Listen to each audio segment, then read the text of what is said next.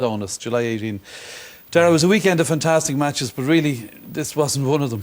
No, and I suppose the disappointing thing from Monaghan viewpoint, it's not the challenge they would have hoped for ahead of the Tyrone game. Traditionally, they have a good rivalry in recent years with Fermanagh, and it just didn't materialise today. There were 14 points to 3 up at half time, and Fermanagh did get the first score of the second half, but then afterwards 3 points in reply from Monaghan. 8 minutes into the second half, this game was over. There was no intensity whatsoever in the game. Blanty referred there to the finish. They conceded 2-2 in the last couple of minutes. I wouldn't be that worried about it. Monaghan took their eye off the ball. Fermanagh lobbed in a few balls, got lucky on 1 or 2 moves, and they did concede 2-2. That's probably a bit of a worry, but it's definitely not the challenge they want going into an Ulster final. And you felt there was a big gulf, particularly in attack. Yeah, once both sides got to midfield, there was a serious contrast in their approach play. I think Monaghan oozed menace from everywhere. The options were unlimited. They had 7 different scorers in the first half alone. Scores coming from their wing backs. Gary McQuaid here collecting a ball, kicking it across to Damien Freeman, who kicked 2 points in the first half. They were up supporting their play. I suppose we expect Tommy Freeman to be doing the scoring, Paul Finlay to be doing the scoring, but you didn't know today where the scores were going to come from. Dick Clerkin, not as distracted as he used to be in previous years, and is adding long-range point kicking to his game. You know, and Monaghan are the beneficiaries of that. Here again, Damien Freeman kicking a crossfield ball to Kieran McManus or Conor McManus. It was dangerous all day today. We've seen the Armagh thing where they have they used to have two-pronged attack and they're at their best. I think this works very well. Tommy Freeman working off Kieran McManus. Contrast here. Look at all the Fermanagh plodding along around midfield. Options limited enough, maybe due to good defence by Monaghan, but at the same time, the ball in here at the end of it all from Ryan McCluskey, who is a good kicker, just trickles out over the line. Now, can you put that down to a lack of movement ahead of him or just bad kicking? On the day, there was a lot of this inlet ball going out over the sideline, really demoralising stuff. And here, they have options, but Fermanagh didn't really play to their strengths. They kicked in directly into players, and you could cite lack of movement here, and at the end Ryan Carson's just resorted to lobbing in. They had a limited amount of success from this lobbing the ball in, but it was lacking in ideas, lacking in imagination, lacking in invention from midfield onwards today for Fermanagh. Alright then, well, Kevin, with that improved scoring threat that Dara's talking about, can you see them possibly beating Tyrone in the Ulster final? Well, I'd give them a big shout, Des, for sure. And it's not just the scoring threat, it's their attacks are more sophisticated. I think they've developed that this season more so than any of recent seasons. I saw Tyrone play last week. They are the reigning champions. They have to be respected. They are a good side. But this has the makings of a really, really good Ulster final. I would give Monaghan a big, big shout. I was fancying them a few months back. I don't see any reason to change now. They have a much better team. Their discipline is hugely improved as well, and that's not something that too many are commenting on, but they're very fierce about their business. They're really getting stuck, and you heard Banty propping them up for the next 3 weeks. He wants to see the action on the training field. I don't believe Banty. Banty was born as well when down one, I think, back in the 60s. Anyway, next we're going to head west, where Sligo were attempting to build on their giant killing axe as they travel to Pearse Stadium to take on Joe Kernan's Galway side. Watching this one, Jim Carney. Alan Burke taking it from Gary O'Donnell. Alan Burke continuing his run. He too is a very fast player. So many top defenders nowadays have speed to go with physical strength. Galway's free.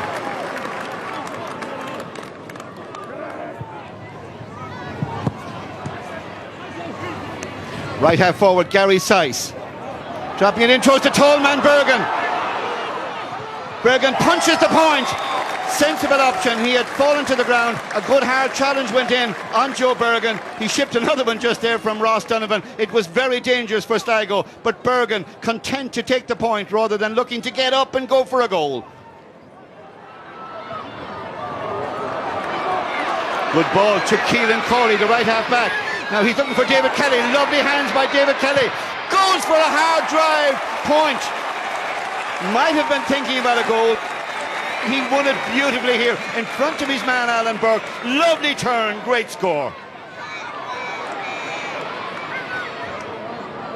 Nice ball by David Kelly, out to Gilmartin in support again, to Alan Costello, off his left. That's ambitious, and it's brilliant. Great score by Alan Costello, the man who went from Mayo. How they could do with him, but how delighted Sligo are to have him. And he's having a great championship season so far. Key man, both a playmaker, a grafter and a point scorer. David Kelly, first to be alert and to pounce on the loose ball, to Eamon O'Hara. Now he can't shoot from there. but he can give it back to Mark Breheny. Natural left-footed kicker. Lovely style by Mark Breheny. And he was unchallenged as he kicked that. And O'Hara, Breheny, Costello, they're playing well now in the Sligo half-forward line. Concannon battling for Galway, and he's lost it. Good play by Sligo to win it back. They're working so hard. They're hungry this year, Sligo. They have that great victory over Mayo to inspire them. Tony Taylor to go for a point. It would be valuable. It's vital. Great score by Tony Taylor. Faherty down the middle this time with the kick. Coleman went for it, didn't get it. Breheny did for Sligo. Good ball to David Kelly. Lovely turn by Kelly to get inside Alan Burke. Here he goes, David Kelly. Will he go for the goal? Yes! When they gave it to David Kelly, they gave it to the right man. Lovely turn. He's so comfortable low to the ground. He reminds you of Peter Canavan in that situation. So too with that finish. And the referee has given a yellow card there to Sean Armstrong for what appears to be an off-the-ball incident. Joe Kernan looks anxious. Pressure! Pressure! He's out! Galway win it back. Good effort from Galway, but it's scores they need. Concannon off his left. Score! First score of the second half to give Galway hope. Short to Alan Costello, playing it out to Jonathan Davey. He loves to run. He's off and he's felled. And Sean Armstrong is in a lot of trouble here. He was one of 3 Galway players who got cards, 3 of them inside 3 minutes in the first half. Sean Armstrong was one of them, and he walks. A sad, lonely walk to the dugout. He can have no complaint, because when you're on a yellow card, either you mind yourself or you don't, and if you don't, you're off. Galway down to 14 men. But could it be a problem not just for Galway? Could it also be a problem for Sligo? Because time and time again we see teams not making maximum use of the free man. Back to Porrick Joyce, looking for somebody to give it to. Now has to go on his own, Porrick Joyce. He has another score here. He's riding tackle after tackle. Right footed this time. Great score. A rallying effort by Porrick Joyce.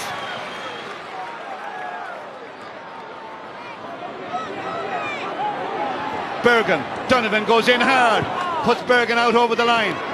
Kieran Fitzgerald inside, he's not a man to shoot. He gives it to Porrick Joyce, tries for Meehan, looks for Meehan, 3 men around him. Sice is over the far side. There's a score there for Sice. He's got it. Good score, good score. It's back to a 4-point game.